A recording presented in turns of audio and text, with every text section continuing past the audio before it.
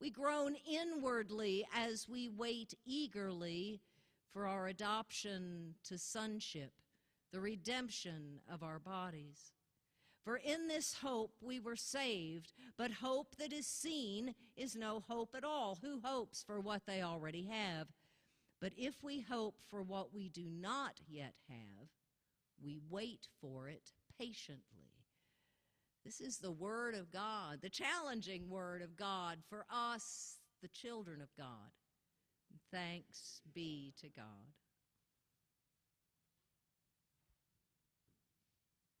For the creation waits in eager expectation for the children of God to be revealed. As though they are going through childbirth. For any of you ladies that have bore children, can you relate? When I was in labor with my first son, Jonathan, and yes, I now owe him $1. Anytime I mention the boys, any of my boys, Jonathan, Stephen, or Dean, they get $1. But anyway, when I was in labor with Jonathan, I was in labor nearly 23 hours. I was exhausted, I was in pain, and I said to the nurse there, I wasn't speaking to my husband at the time, but I made friends with this nurse who stayed right by my side, and I took her hand and I looked her in the eye and I asked her, why does anyone do this more than once?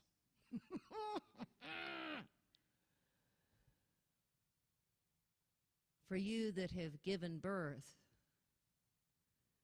and have held that first child for the very first time, when you've looked into their eyes and they look into yours, of the pain goes away.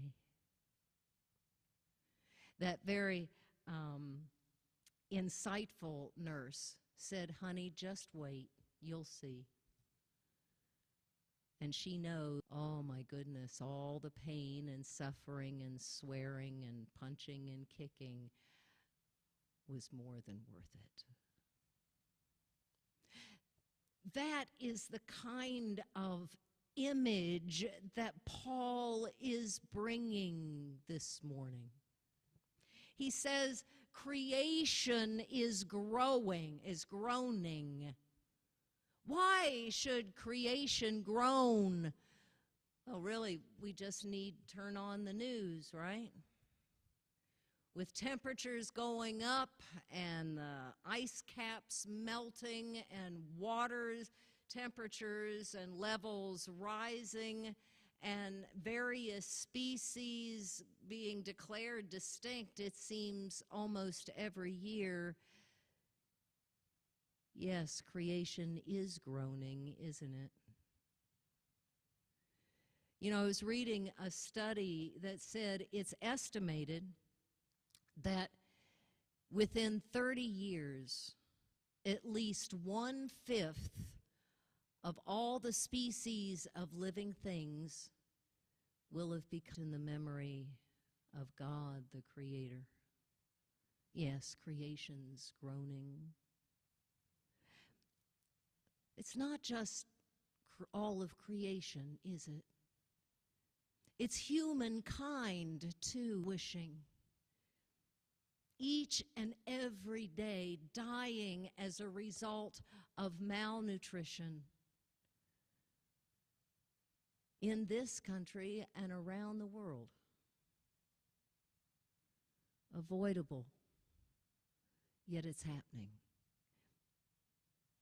And I imagine myself as one of those parents watching their children, and I think too of all of us when those kind of images come on the TV, say, because of an ad for World Hunger or UNICEF or one of those. It's so easy for us to just reach for the remote, change the channel, and not have to look. But not looking doesn't change the fact that humanity is groaning. It's more than just creation, more than just humanity. Let's bring it closer to home. Imagine the homes, the families right here in Edenton. Now, I'm not going to do Emerson justice, but he had a quote, and I hope that I am close to it in paraphrasing. Ralph Waldo Emerson wrote that every roof is pleasing to the eye until you lift it. And when you do, the wounded, wailing women and the hard-eyed husbands. He captures something there, doesn't he? We don't know what is going on under the roof in. When have we fallen short of being our better God-created selves? And all of those times, if we talk about them at all, it's in hushed tones. So yes, it seems the best that we can do, looking at the state of creation, the state of humanity in this broken world, the state of many families and many households, the state of local congregations, it seems like the best we can do is groan.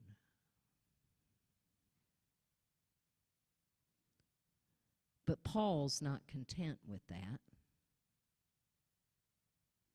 Because God is not content with that.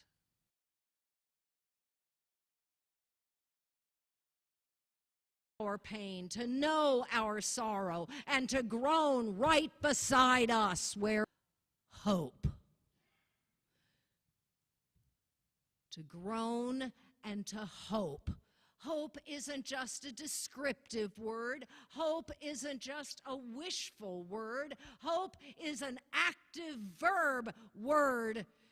Hope.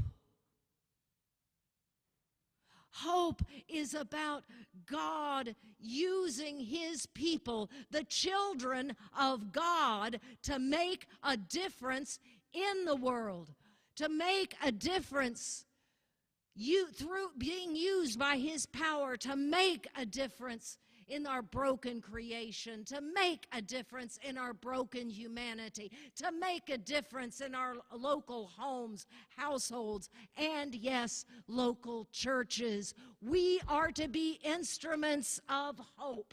Look over. It's too small.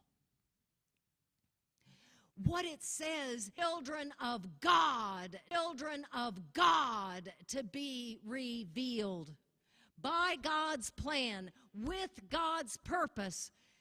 We are created as a community of faith, a fellowship that is to show the resurrection power of Christ.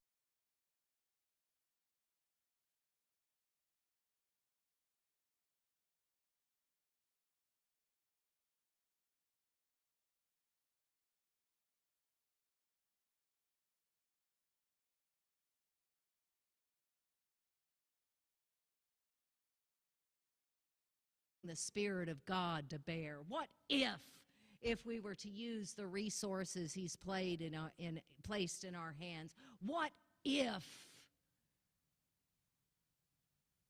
And then see the difference that God makes in the lives of others.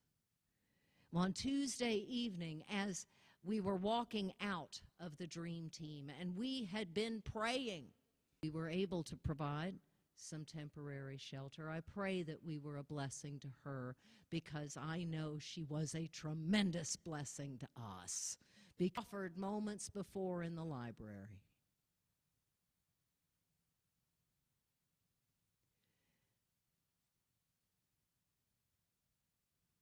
To be an instrument. Those messed up people, wandering people, needy people. Imply he would choose to use a bunch of people like starting on this corner in Edenton, North Carolina, a better place.